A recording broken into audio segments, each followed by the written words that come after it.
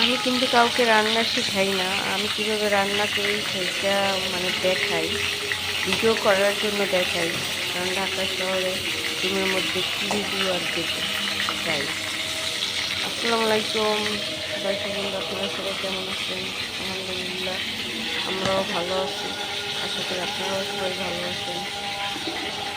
আমি কীভাবে রান্না করি সেই একটু ভিডিও ধারণ করলাম, কাউকে শেখানোর জন্য না। কারো ভালো লাগলে দেখবেন, যদি কারো ভালো না লাগে দেখবেন না, ঠিক আছে? তবে চেষ্টা করবো আপনাদের ভালো লাগার মতো ভিডিও দেওয়ার জন্য।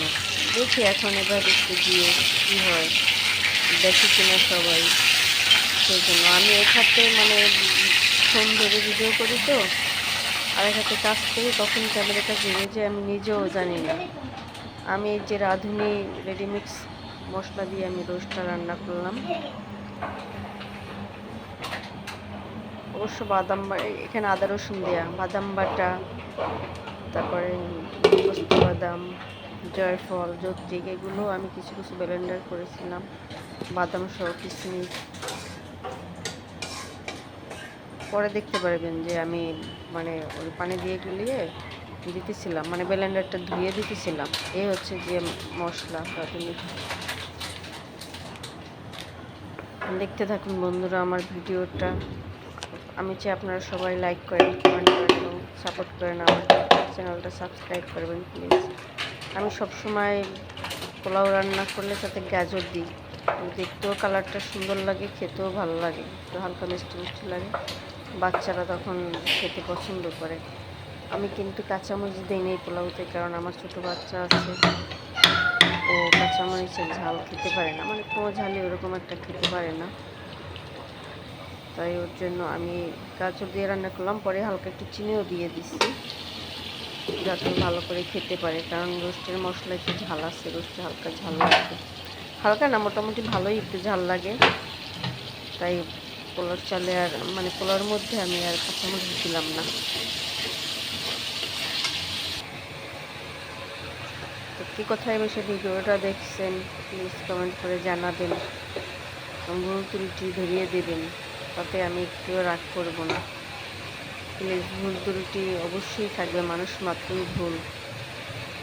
আর এখন বাচ্চাদের, ছোট ছোট বাচ্চাদের ধরে নিয়ে যায়, সব গার্জিয়ানদের বলছি, আপনারা আপনাদের বাচ্চাদের কষ্ট হলেও নিয়ে আসবেন এবং গিয়ে দিয়ে আসবেন, এবং স্কুল হোক মাদ্রাসা হোক, সেখানে দারোয়ান থাকতে বলে দিবেন যে না যাওয়া পর্যন্ত আপনাদের বাচ্চাদেরকে যেন না ছাড়ে।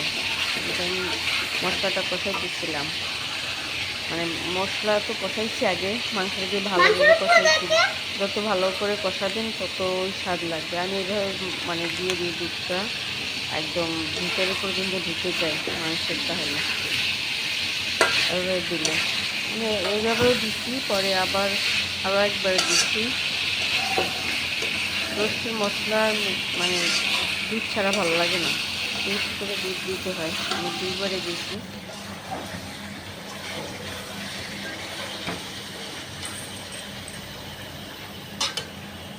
বাচ্চাদের এভাবে রান্না করে খাওয়াইলে ওদের ভালো লাগবে, ওদের রুচি চেঞ্জ হয়, সবসময় তো একই খাবার খাইতে চায় না বাচ্চারা। তো আমি একবার একটু বেশি করে রান্না করছি, 2-3 দিন ধরে খাবে।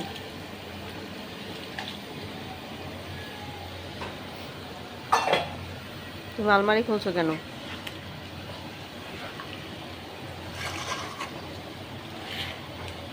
এই যে বাদাম বাটা ওই যে আলমন্ড বাদাম যেটা, সেটা, কিশমিশ, এখানে পোস্তদানা আছে, ওর সাথে একটু টমেটোও আছে, ওগুলো ব্যান্ডের। আমি একটু সয়া সস দিচ্ছি, কারণ আমার সয়া সস ভালো লাগে অনেক। আগে দিইনি, ঢেলে দিয়েছিলাম দিতে, সমস্যা নেই, সয়া সসটা আপনি যখনই দেন নো প্রবলেম। এভাবে বাচ্চাদের রান্না করে খাওয়াবেন, মাঝে মাঝে বাচ্চাদের ভালো লাগবে খেতে, ওরা তো সবসময় খেতে চায় না। অনেকগুলো বাসন আধোয়া হয়েছিল রান্না করার জন্য, কী করবেন, এখানে সামান্য কটা দেখলেন আমি 2-3 দিয়ে শেষ, কত কিছু মাখে একটু রান্না করতে গেলে। খবরে দেখতেছিলাম যে ঢাকার সব জায়গায় অবরোধ চলতেছে কোঠা সংস্কার নিয়ে। তো আপনারা সবাই রাস্তাঘাটে বেরোলে সাবধানে থাকবেন। মারামারি হাঙ্গামা অনেক কিছুই চলতেছে রাস্তাঘাটে। আমি খাচ্ছিলাম, আমার খুব ক্ষুধা লাগছিল, কারণ সকালে 2টা টিউশনি করার পর এসে সব জোগাড় যন্ত্র করে রান্না করলাম। খুব ক্ষুধা লাগছিল, রান্না করতে করতে প্রায় 3টা সাড়ে 3টা বেজে গেছিল। তো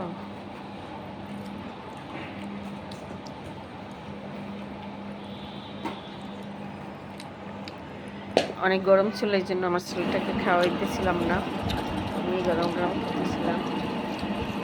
যে এখন কিন্তু ওরে খাওয়াইতেছিলাম, ছেলেটাকে খাওয়াইতেছিলাম। আবার একটু নিয়ে মানে মশলা ঝোলটা কম নিয়ে ওরে খাওয়াইতেছিলাম। বন্ধুরা, আমার ভিডিওটা কেমন লাগছে জানাবেন। আপনারা সবাই আমাদের পাশে থাকবেন। যারা যারা ভিডিওটা দেখবেন তাদের সকলকে ধন্যবাদ। আসসালামু আলাইকুম। সবাই ভালো থাকবেন, সুস্থ থাকবেন, আমাদের সাথে থাকবেন।